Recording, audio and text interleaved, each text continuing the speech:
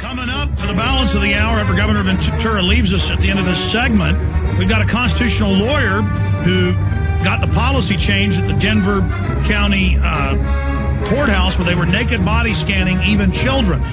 Now Homeland Security, we played a video from Homeland Security 2 days ago here on air. If you missed it, it's in the archives at prisonplanet.tv, where they're going to have mobile naked body scanner trucks. And you can't make this up. Brain scanners. Here's French news agency. Brain scan can read people's thoughts. Total quackery, folks. And they ask you, are you a terrorist? When you go in a football stadium, you go in a rock concert, these are going to be everywhere. Governor Ventura, you're forced to fly a lot when you're shooting your top TV show or when you're traveling, you're promoting books. What are you going to do when they try to force you through a naked body scanner? Well, first of all, Alex, I've been through one. Oh, my gosh. No, wait a minute. Let me explain. I had my hip replaced a few years ago, 2 years ago. So I've got carbon titanium steel. They did hip resurfacing. They covered the joint and with carbon titanium steel. So every time I go through an airport, Governor Jesse Ventura gets wanded and searched because I set the beepers off. Well, the way it happened to me was I was late for a flight out of Denver, and I wanted to get on the plane to get home, and they told me that if I went through that, I could make the plane faster because I wouldn't have to set a beeper off to where they could then have to sit there and wait to be wanded. So just simply to speed the process up, I went through one. But I think they're utterly absurd for the most part, but I mean, what are you going to do when you got to get on a plane or use a plane if it's required to do it?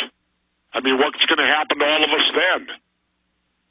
If it's I don't know. Mandatory that if you're going to fly, you have to walk through one of these. So it did happen to me once, and you know, you got to remember though, Alex, a naked body scanner truly doesn't bother a Navy SEAL bad because we never wear underwear anyway, and you know, we do things like skivvy checks all the time. So being naked ain't no big deal. I understand that, but hurting our families through it, going through it to get into a ball game, this is clearly just meant to dominate us, to break our will, to make us submit. Well, yeah, and it's all about control. It's all about violating your rights. I mean, let's look at it now. They've shredded the Fourth Amendment. I read a book down in Mexico where every one of our emails and every one of our phone calls in this country can be, has to pass through the government. Well, that's another subject I wanted to raise. Wired magazine headline, cybersecurity, the end of the open internet, and Cass Sunstein at the White House and others, they're saying they want fines, fees, taxes on, quote, conspiracy theories, so taxes on ideas, or maybe it should be made illegal, and the Pentagon is openly taking the internet over. Oh, yeah, no, I knew that would happen because, because the internet was the one thing they didn't have control over. And for a while, and so I knew absolutely that they couldn't let some rogue thing out there because where do you get your real information? Now, let's be honest, there's a lot of BS on the internet. You got to sift your way through it. You don't know whether it's true. But that's free speech. But the internet is truly the only place where you can learn anything real. But as angry as people are, and as fast as the awakening's happening, every time they try to censor Infowars.com or PrisonPlanet.com or your Huffington Post article, it only makes people want to find out what the censorship is all about. Hopefully. And I'll make one last appeal that you say it. Hey, all them Alex Jones listeners out there, email that damn Huffington Post and ask why they censored me. Did you see the articles? And it isn't just Philadelphia. It's all over the country. Taxpayers pay for laptops. They give them to the kids at the schools. And the principals are watching the kids in their bedrooms, even at home. And how do we learn about this? The principals are going on TV bragging about it like it's a good thing. Oh, yeah, I saw that. Alex, we got to wake them up, man. People need to understand that this is supposed to be the country of freedom. This is not East Germany. This is not behind the Iron Curtain. But we're heading that way. It just seems that they, since there's so many countries in the world where that type of behavior does happen, and it seems that we're going in that direction rather than heading in the direction of freedom. His book, Jesse Ventura, American Conspiracies, only out 5 days already in the top 10 bestseller list. Get it discounted with a free film. Nobody's offering that at Infowars.com or by calling toll-free 888-253-3139. Governor, continuing here with the book, but I have one final question overall. You've always questioned the system. Ever since you learned about JFK, you said 30 years ago, started researching it. But what has it been like for you, a transformation, really going down the rabbit hole, really going into the matrix, really immersing yourself in what they call the conspiracy culture or the culture of simply asking questions? Well, I don't mind it because when I got done being governor, you get kind of bored after that job, and you gotta, I'm young enough to where I need to focus on something else. And now I'm focusing on this, and the thing that I like about it is the fact that it's reality.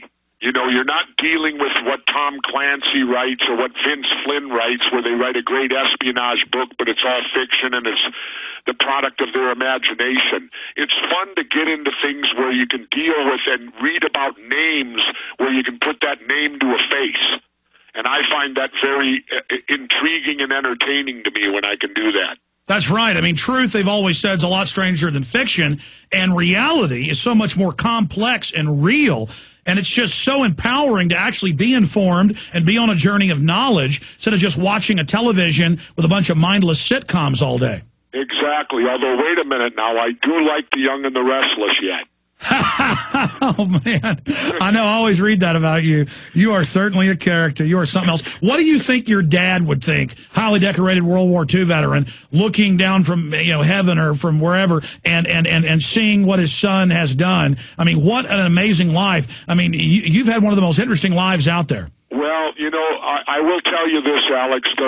The major regret of my life is the fact that when I won governor, both my mother and father weren't there to see it.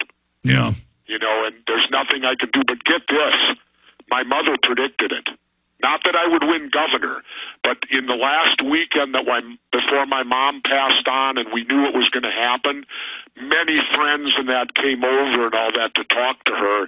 And they told me, she didn't do it in front of me, but she said to them, you keep an eye on him because he's going to do something very big. And this was back in 1995. All I had been was a suburban mayor. I was doing talk radio then. How did my mother know what was in store for me? Because you hadn't even thought of running for governor then. No, that was the farthest thing from my mind. I had been a mayor. I was successful, but I wanted to go back to the private sector again, which is where I was at that time. But how did my mom, could she say that the last 48 hours of her life?